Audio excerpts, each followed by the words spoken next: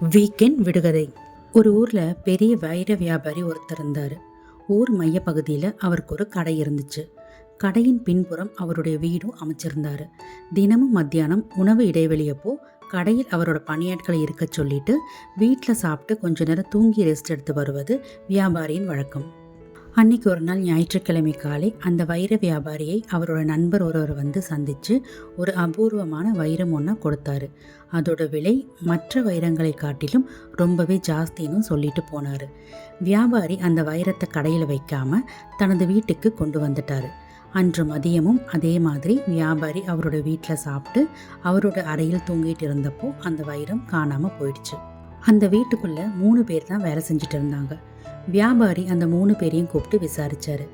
Watchman சொன்னான், ஐயா, நான் மதியம் கேட் கிட்ட உட்காந்து தபால்காரன் இன்னைக்கு கொடுத்த லெட்டர்ஸ் எல்லாத்தையும் படிச்சுட்டு இருந்தேன் அப்படின்னா.